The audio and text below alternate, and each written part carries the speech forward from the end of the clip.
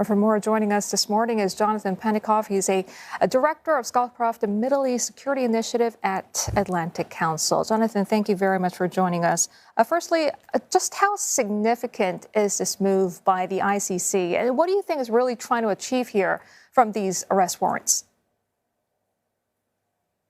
Thank you so much for having me. Look, the ICC is doing what it has sought to do throughout its time in existence, which is to ensure that crimes against humanity and crimes perpetrated that are not addressed by member states are nevertheless able to bring individuals who are viewed as having committed atrocities to justice. I think that's what the ICC is seeking to do here. Obviously, there's a bigger question about whether or not the charges filed were appropriate, but we'll see. The arrest warrants haven't actually been issued yet. What you have is the prosecutor saying that he will seek the arrest warrants. It'll now go to a pre-trial chamber decision of ICC judges to make the determination about whether or not to actually issue the warrants. Jonathan, some have described the move as creating a false equivalence, right, between the actions of Hamas and the Israeli government. Was that the intention? What's the danger of putting a militant organization and an elected government on equal footing? Well, I don't think that was the intention, but I agree with those, including President Biden, who say that's what just happened. The reality is you have in Hamas an organization that committed a heinous atrocity of killing 1,200 people. You have in Israel a state, a country that has its own laws and its own democracy, and there can be no doubt that the horrific tragedy that has befallen Gaza and so many thousands of innocents who have died needs to be dealt with. The question is, were the actions taken by Gallant and by Netanyahu in prosecuting this war rising to the level that they intended to starve the population, that they intended to engage in the type of humanitarian crises that we're seeing break out? That's the difference. Hamas clearly intended its actions to kill, rape as many as possible. The idea that Israel was intending to do this, I don't think is nearly as accurate. And I think that's why you've had some countries, including the US, Austria, others, come out and say it's created a false moral equivalency. And Jonathan, we know that Russian President Vladimir Putin is the recent sort of most high-profile example of this ICC's arrest warrant. He's still president of Russia. He's still doing his job. So even if we do get arrest warrants for Netanyahu and the Hamas leader, will there be any real implications for them?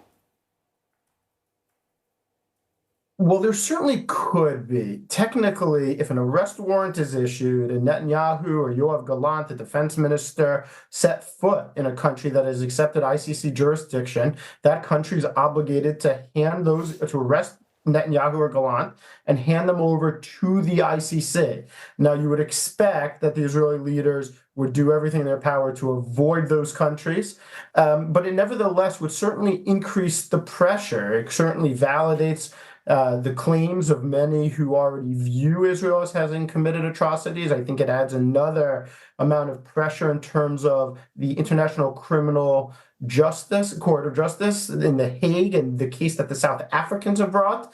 And so I think you're going to see not effectiveness in terms of how it'll change battlefield tactics or military operations by Israel, but it will have an impact, and it would have an impact on diplomacy, on travel, on Israeli ability to frankly engage with Western allies with whom they've always traveled freely to Europe and to other countries to engage with their leaders.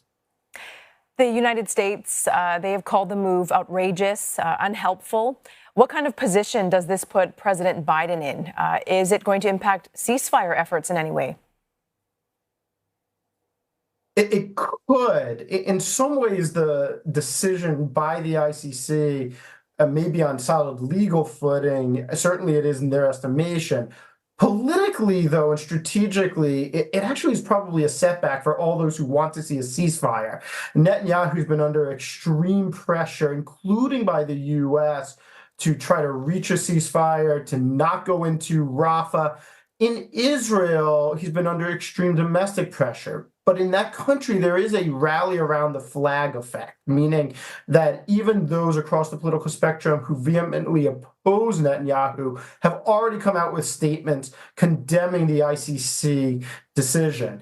And so what you could see is Netanyahu making a determination, well, that there's nothing left to lose now. It actually makes it easier for him to continue to prosecute the war, for him to continue military operations, to maybe even go into Rafah.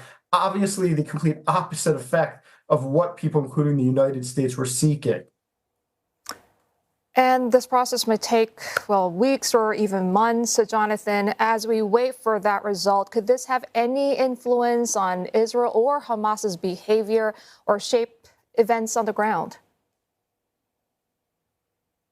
Well, it certainly could. Again, you could see Israel deciding that it's easier to take continuing actions. For Hamas, I'm skeptical. The reality is for Hamas, I cannot imagine that they're particularly concerned by the ICC indictments. I'm sure they don't like them. I think the challengers, they certainly don't want to be turned over to the ICC. So where can Hamas leaders go? Ismail Haniyeh, one of the leaders who was indicted, has been in Doha. It will also restrict Hamas travel. It'll make it more difficult for them. They'll have to probably stay off the radar screen, if not literally underground. But I don't think it'll actually affect their prosecution and efforts to continue to fight Israel, to engage in terrorist attacks, etc. We talked about this a moment ago about how any ICC arrest warrant relies heavily on the 124 member states because they'd be under legal obligation to arrest these officials if they travel to their country. So do you think that would happen? Can the ICC count on those nations for support? I think it certainly is likely. It puts a number of the countries in a very challenging position. This is the first time that you've seen an ICC indictment against a so-called Western leader. And that's different than what you had in terms of the indictment against Vladimir Putin, for instance. Look, there's been a number of countries who have not signed up for the ICC, and folks like Putin have traveled freely to those countries, and obviously that includes China most recently. On the other hand, I think it becomes a real challenge. The ICC, the countries that have accepted ICC jurisdiction really believe in that. And so if they don't arrest Israeli leaders stepping foot in those countries, then they're undermining, frankly, their own commitment to an international rules-based order. On the other hand, countries like the U.S. will have it easier because the U.S. hasn't accepted jurisdiction. So I think you could see that. I think the bigger question is whether or not you're going to see an effort, especially by the United States, to use the UN Security Council to actually freeze everything for a year.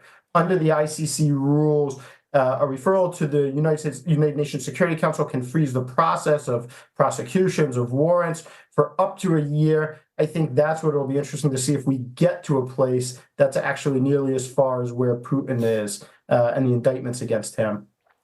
Jonathan, thank you for your insights this morning. Jonathan Panikoff, Director of Scowcroft Middle East Security Initiative at the Atlantic Council.